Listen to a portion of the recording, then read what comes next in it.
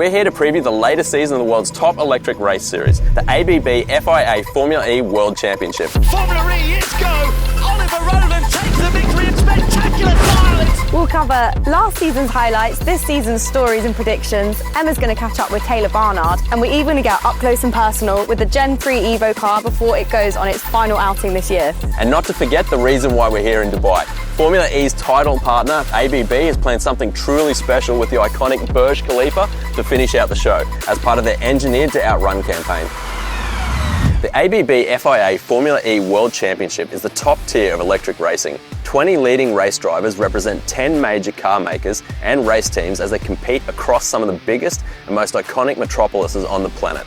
From Sao Paulo, Berlin and Tokyo to Monaco and Miami and London, all battling for the top prize and title silverware. ABB Formula E is built different. Since day one, it's never been afraid to shake up racing's status quo.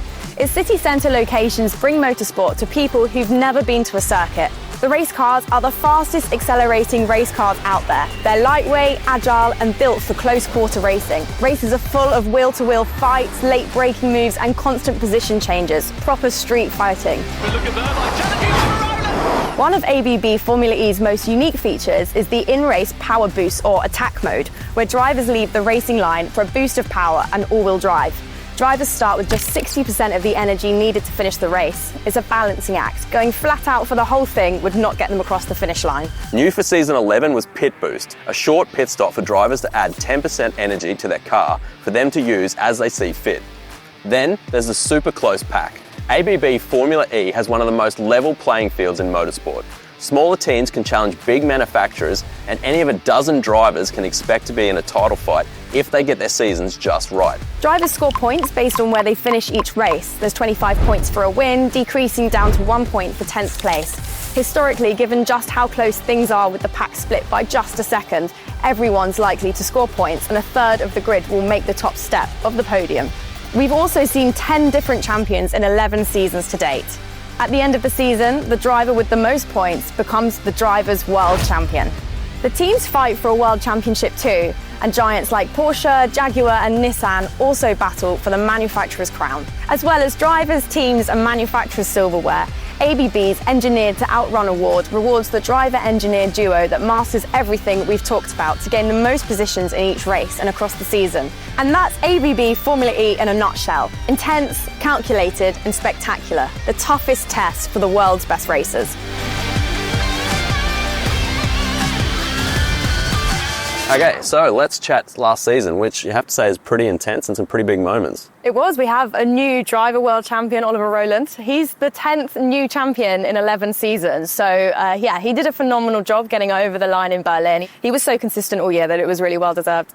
Porsche have won the teams and manufacturers title despite only winning one race. Yeah, both their drivers were very consistent over the year. There was a lot of podiums. As you say, Pascal only won once, but he also had a massive crash in Sao Paulo. So it was a real journey from him, obviously winning the Drivers' World Championship last year.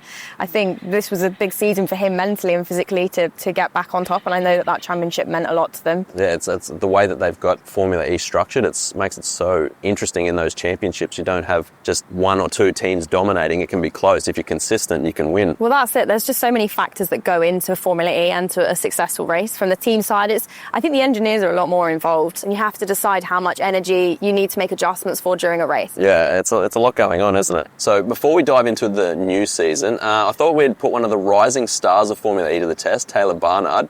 We've got him with Emma in London, and we're going to put him into attack mode, and he's going to try a very different kind of interview.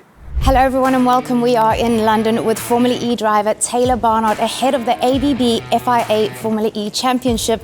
Taylor is the youngest driver to ever start a Formula E race and one of the most promising drivers to come out of the UK. We're going to test his skills on track and get to know him a little better. Taylor, hi, nice to see you again. Nice to see you, how are you? I'm really good, how are you? I'm good, thank you. Last year was a lot of firsts for you. Youngest driver, you got your first podium, first points. Yeah, obviously they were all great accolades, but I still missed one, the youngest race winner. So obviously going into this season, I'm definitely going to make sure that I get that. Okay, Taylor, this is how it works. I'm going to give you 10 laps to set the fastest lap time. I know you're going to do your best. I'll do my best. And then we're going to use that time for the amount of questions I've got. Okay, sounds good. Yep. All right, I'll let you get ready.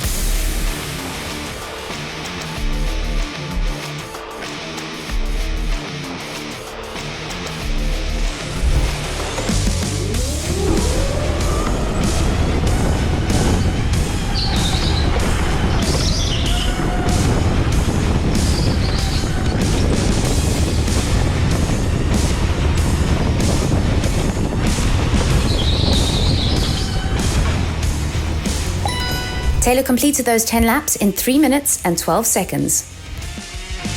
Okay, we've got a mixture of questions now, and we've got 3 minutes, 12 seconds to get through these. Yeah. Okay, you ready? I'm ready. I know this is hard for you to imagine because you've been karting since you were 7, but if you weren't racing, what would you have done? My family have put 100% into racing, so plan B was never really an option, so I actually don't know. You guys push the limits all the time. Has there been a moment where you're like, oh, that was too close to the wall? Typically we're driving on street circuits, so that's like 99% of the time where we think we've gone too much, and then you've explore the new limit, and then you've found 2/10, and then after doing 10 laps you've had about 20 of those moments. That's kind of just how driving a street circuit is, so my answer is yes all the time. Okay, pick a corner on any track and explain to a normal driver what it feels like going through there flat out without lifting or braking. A fast corner would probably be Jeddah. There's a really fast section in the middle of the track which was really cool to experience. It's basically just like someone yanking on the side of your body, but for a really long time. If you can imagine that being sustained for 5 seconds, that's what it feels like. What is the most expensive thing you've broken in motorsport? I crashed in Tokyo this year and the rear end of the car was pretty damaged, so it was quite a lot. Okay, you're on your last lap of the race. Who's the hardest person to defend? Definitely Oliver Rowland. I mean, he's the champion for a reason. Drives like this. Exactly. Now, what driver are you most looking forward to seeing behind you? 19 other drivers means I'm winning, so it doesn't everyone. matter. Everyone. What do you think fans don't know about what it takes to drive a car? It's such a complex car, there's so many things that we need to manage. I'm not sure people grasp how difficult mentally it is to be able to manage the race and wrestle the car around the track. Where's your favourite place to race? Tokyo was really cool. Best experience for me so far. Okay, so what does your race day look like? Typically in FE is quite early start. We have the free practice in the morning at 7:30 or 8. We have meetings before that session, we'll finish that, but then we have the qualifying. We have a meeting before that, then we go through the quali, and then the race is at 3 p.m. 5 p.m, hopefully we're celebrating. It's actually not a super long day, it's just an early start Just for busy, us. isn't it? Yeah. What is the biggest driver flex you have? I like having good reaction times. It saves me quite a lot at home when I'm dropping stuff. I was going to say, you're that person in the kitchen, Exactly. like grabbing the scissors as they fall down. Do you listen to music before you go on the grid? If it's a high pressure situation and I need something to just take me out of the moment, then I would listen to music, yeah. And what's your dream car if money was no object? My dream car, and one that I really want to get soon, is a Porsche Turbo S. So on the grid before the race, there's often quite a lot of celebrities. Yes. Have you ever been really starstruck by someone? Not yet. I've only just recently started watching movies and listening to music properly, and so things like that, when I would see an artist or an actor or something on the grid, now I think I will get a bit more starstruck than before, but I'm looking forward to the moment when it comes. Outside of racing, are you competitive about anything else? Everything. Anything and everything, yeah. Finish the sentence. People would be shocked if they knew that I have only just started watching movies. What does that even mean? Yeah. What? I mean, at home I have a simulator, so that takes up most of my time. Movies have only just started to become a thing since I moved out. Okay, so what's one thing you want our audience watching now to remember you by after this interview? Hopefully as a kind person. I try to come off as honest and kind, and I try to be as genuine as I can. You are, to be fair. Something along those I'll lines. vouch for that. Thank you so much for your time, Taylor, worries. and good luck with the season. Thank you. Well, that was really great to get some time with Taylor and get to know him ahead of the season. He's clearly rapid on the track, so I cannot wait to see what he's going to bring to the season. Make sure you tune in to watch. What are your predictions for next year? You think we're going to be seeing a lot more of Taylor? Definitely. I think he was one of the most sought after drivers on the market at the end of last season. He's incredible what he's done as a rookie. He came in, he was the youngest ever driver to start a Formula E race, to score points, to then get pole position and a podium in his first year, setting records across the board for being the youngest driver to have done that in his rookie season. Yeah. He's obviously got that instinct within him, and I think we're waiting for him to take his first title. I don't think it will be long. Yeah. So talking about the title, I think Oliver Rowland probably deservedly the favourite, like with form and winning the title last year. But then you've got like Nick Cassidy, 3 years in a row has been close, and then the other Kiwi, Mitch Evans, the bridesmaid, as they call him. Can one of them break the Kiwi curse? Oh, I think so. And when you look at Jaguar's performance in the last races, it was, Nick won 3 out of the 4 last races of the season. He obviously found something that he'd been looking for all season. And it was a big decision for him ultimately to jump ship and to go to Citroën, who are obviously entering Formula E for next season. Yeah, I think you definitely can't outlie either of the Kiwis in that situation. This is going to be the last season of the Gen3 Evo, but I think Gen 4 is going to be pretty exciting.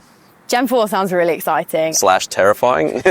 Some of the feedback was like, I think the biggest thing to come from it was the drivers were saying this is going to be a handful. You know, they're going from 350 kilowatt peak power to 600 kilowatts, so almost double the peak power. I think that we're going to see some really strong races there as well. So let's talk driver lineups and the transfers. DaCosta's joining Jag, Taylor Barnard moving to DS Penske, Drugovich coming in, rapid rookie, like tested with Aston Martin. That team is going to be interesting, I think. Andretti with Jake Dennis as well. Yeah, and then obviously Andretti driver Nico Müller moving over to Porsche as well.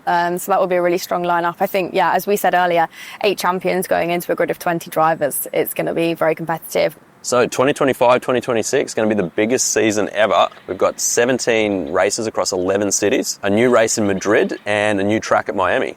Yeah, so Madrid is going to be a great addition. I think it's going to be the first FIA World Championship event to go back to the city in 37 years. Bit of Spanish flair, that'll be nice, yeah. And Miami, going to the International Autodrome there, so the Hard Rock Stadium. That'll be great for motorsport fans. Great location in Miami. And ABB Formula E's designed the calendar in a really nice way this year by region. So we're going to be sticking with a continent when we go there. Obviously going to reduce emissions, but it's also going to make it much easier for fans to follow. It's also helping cities and industries outperform. And as they say, outrun, championing smart ways to improve productivity, efficiency and sustainability. Yeah, and I think it's important to mention that like Formula E has a big component outside of just racing too. Like they like to help the communities that they go into. So you've got like FIA Girls on Track program. It's an incredible initiative. I've been part of it for years, getting girls to the track and showing them all the different careers, meeting engineers, meeting the drivers, and a lot of them is the first time realising that they could have a career in motorsport. So it's really cool to be a part of that journey with them. And then the Better Futures Fund, which they committed €275,000 to support environmental and community projects, which is great.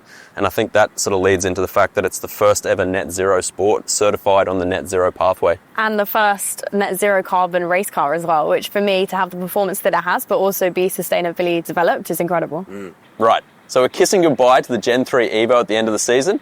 This is a good chance to take one last look at it. Okay, here it is, the GEN3 Evo. Now, take me around it because you've actually driven this, so I have. I'm going to refer to your expertise. I have. It's a pretty good looking car, isn't it? It is very nice. I think the main difference is when you just look at it as a first take from the Gen3, so the Gen3 Evo, is the front wing is a lot sharper. It's a kind of more streamlined look, and it's also much more robust. Then obviously you've got a more muscular look on the rest of the chassis and the bodywork, and we've got more downforce and less drag here than the previous generation, which is actually about 2 seconds a lap more performance on a circuit like Monaco. This is an all-weather tyre. So this is used in the wet, the rain, the snow if we have any, who knows? Which is important because there was a lot of rain last year. There is. It's been built as the world's first net zero carbon race car in a net zero carbon championship. So as you can see, the body panels and the chassis are made from recycled carbon fibre, which actually has elements of flax and linen in it, would you believe? Flax and linen?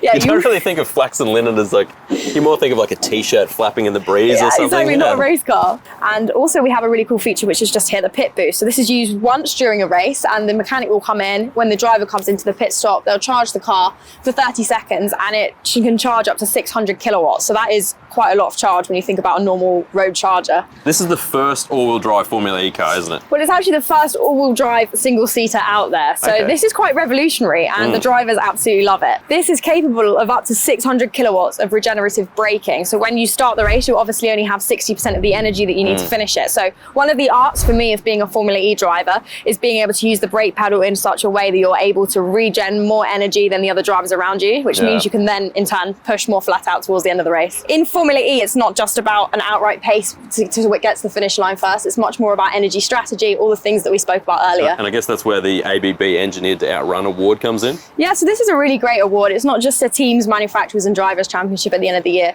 This award gives credit to the engineer and driver combination that's worked the best on all of the things that we spoke about earlier to really get the most performance out of the car, to gain the most positions in a race. And it's a great award because it really shows the strategy and the software that's behind Formula E and what ABB have created. So Formula E and ABB have partnered through giant leaps, 3 generations of building these electric race cars. And they're really pushing and pioneering EV technology in the most competitive environments.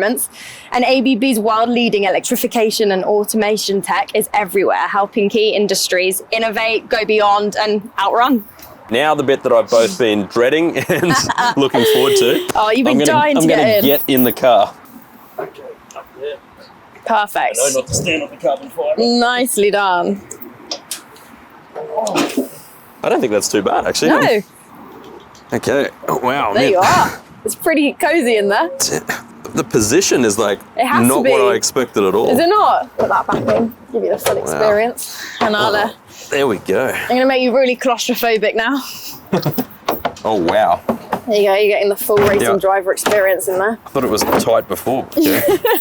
There's not much room in here. It's kind of like economy room, but like business class, like layback. So It's a good way of putting it. yeah, the visibility in here is like not much at all. Like You've not even got your helmet on yet. Oh, no way. Let me give you the full experience. With the halo. Oh my god. There you go, Nate. Here we go. How do I even put? They usually put this on before you get in. Yeah, you would, yeah. Oh, there we go. Oh wow. What a car. Oh my god. Yeah, it's pretty awesome. Well, we've got one more surprise waiting for us in the centre of Dubai. Shall we head there? Let's go. We're here and it's about to start. That's insane. Did you know that ABB Technologies and electrification automation have been helping the Burj Khalifa, the tallest building in the world, outrun for the past 15 years? They keep it running 24/7. And the same thing on the ground with the Dubai fountain. ABB Technology helps operate the world's tallest dancing fountain, which can fire water up to 152.4 metres in the air. And that's a wrap. Super excited for season 12. The thing I'm looking forward to most is the GEN3 Evo, its final victory lap. Thanks, Catie, for being here. What's your prediction for next year? I'm going to say I think there's going to be a new world champion in the mix, and I think it's going to be one of the underdogs. Yeah, nice. My prediction is you can't predict anything in Formula E. Don't forget to like and subscribe. Thanks very much for being here, and we'll see you on the next one.